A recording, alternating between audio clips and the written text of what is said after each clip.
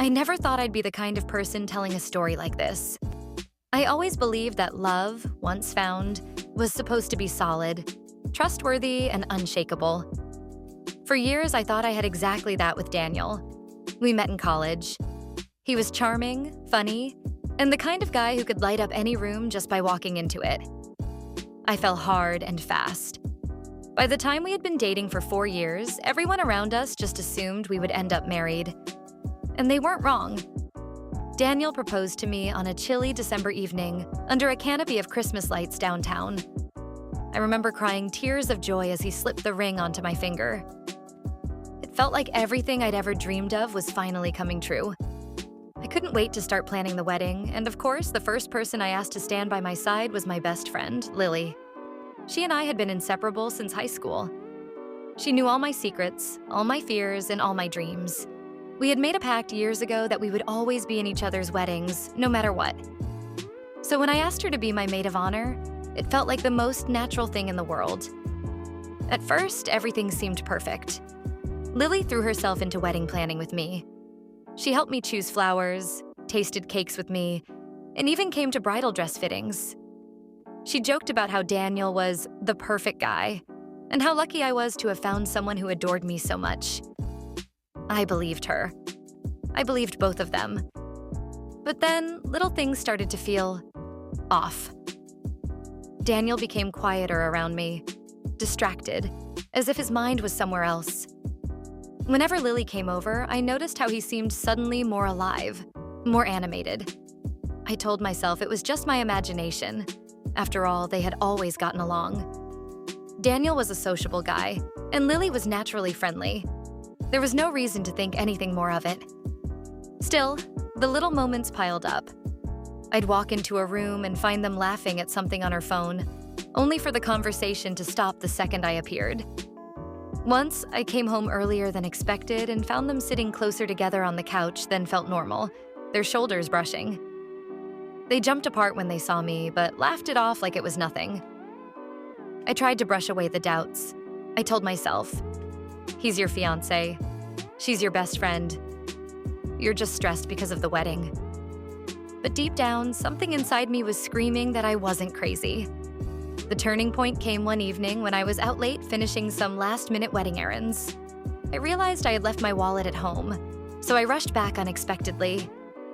As I opened the door, I heard muffled laughter coming from the living room. Lily's laugh. My stomach dropped. Why was she even there when I wasn't home? That's when I saw them. Not kissing, not touching, but sitting together in the dim light, Daniel's hand resting a little too comfortably on Lily's knee. The way they looked at each other made me feel like a stranger in my own life. I froze, my heart racing, but they didn't even notice I was standing there at first. For a moment, I couldn't move. It was like my body had turned to stone. Daniel's hand on Lily's knee, her leaning into him as if it was the most natural thing in the world. It all felt surreal. When they finally noticed me standing there, the look on their faces told me everything I needed to know. Lily's eyes went wide and she pulled back quickly, but not quickly enough. Daniel jumped to his feet, his expression twisting from shock to guilt. "It's not what it looks like," he stammered, the oldest, weakest excuse in the book. I wanted to laugh, not because it was funny, because it was pathetic. My fiancé and my best friend, sitting in my living room while I was out running around, stressing about a wedding that apparently didn't mean anything to them. "Then tell me," I said, my voice trembling. "What exactly is it, Daniel? What am I looking at right now?" Neither of them spoke. Lily tried to reach for me, but I stepped back. The betrayal burned so deeply it felt physical, like someone had driven a knife straight into my chest. The next few days were a blur. I couldn't bring myself to call off the wedding immediately, even though I knew I should. Part of me wanted to believe it was just a mistake, that I was blowing things out of proportion. Daniel tried to apologize, over and over, but his excuses felt hollow. He said he loved me, that he'd never actually crossed a line, that it was just confusing feelings with Lily. But how could he say he loved me while touching her like that? What hurt even more was Lily's silence. My so-called best friend didn't fight for our friendship, didn't even try to explain herself. The only words she managed to say were, "I'm sorry, I didn't mean for it to happen." But when I pressed her, "Didn't mean for what to happen, Lily?" She couldn't even look me in the eye. As the wedding day drew closer, I felt trapped. Invitations had been sent, deposits were paid, and family was flying in from all over. Calling everything off felt impossible, but marrying Daniel while the storm raged inside me felt like a betrayal to myself. Then, one night, everything became painfully clear. I couldn't sleep, so I went downstairs for some water. As I passed by the window, I saw movement outside. Curious, I pulled the curtain back, and there they were in Daniel's car, parked just down the street. Lily leaned across the console, kissing him. It was like watching the final nail being hammered into the coffin of everything I thought I knew. My knees gave out, and I slid to the floor, sobbing quietly into my hands. All the memories, Daniel's proposal, Lily holding my hand when I said yes, the years of friendship and love shattered in an instant. The next morning, I made my decision. I couldn't let myself walk down that aisle, not after what I had seen. My wedding was supposed to be the happiest day of my life, but instead, it had become the stage for the cruelest betrayal I could imagine. And deep down, I knew the worst was yet to come.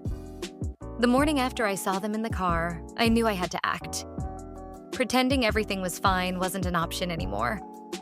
The wedding was less than 2 weeks away, but there was no way I could stand at that altar, look into Daniel's eyes, and promise him forever. I invited Daniel to meet me at a quiet cafe. When he arrived, he smiled like nothing was wrong, like the man I had once loved wasn't slowly tearing me apart. I didn't waste time. "I saw you," I said, my voice low but steady. "I saw you kissing Lily in your car last night." For a split second, his face crumbled. Then he tried to recover, mumbling excuses about being drunk, about it being a moment of weakness. I stared at him, my hands shaking. "A moment of weakness? She's my best friend. You're my fiancé. And you've both been lying to me." He tried to grab my hand across the table, but I pulled away. That was the moment I realized he wasn't sorry for what he did. He was only sorry that he got caught. When I got home, I called Lily. She didn't answer the first few times, but eventually she picked up. I didn't yell. I didn't cry. I just said, "You've lost me. You've lost my trust, my friendship, and every piece of loyalty I ever gave you." There was silence on the line before she whispered, "I didn't mean to fall for him." Those words cut deeper than any scream ever could. I called off the wedding that very night. My parents were shocked. Family members were furious about the money and the inconvenience. But I didn't care. Better to face embarrassment now than a lifetime of misery later. I returned the ring to Daniel and blocked him from every part of my life. The hardest part wasn't losing him. It was losing Lily. She had been part of my life for so long that I couldn't imagine a future without her. But when someone shows you who they really are, you have to believe them. She showed me she was willing to throw away years of friendship for a man who couldn't stay loyal. The day that was supposed to be my wedding, I didn't hide. I dressed up, went out with my sister and a few true friends, and celebrated freedom instead. Yes, it hurt. Yes, I cried. But I also felt something I hadn't in months. Peace. Sometimes betrayal doesn't break you. It sets you free. I learned that the people you trust the most can cut you the deepest, but I also learned that I'm stronger than I ever thought. Daniel and Lily? From what I heard later, their relationship didn't last long. The same dishonesty that ruined us eventually ruined them. And honestly, that was all the closure I ever needed. Because in the end, I walked away with something they'll never have: dignity. If this story kept you hooked until the very end, don't forget to subscribe to Storybar, give this video a like, share it with your friends, and leave a comment below. Your support helps us bring you even more stories full of drama, betrayal, love, and life-changing decisions. Don't miss the next one.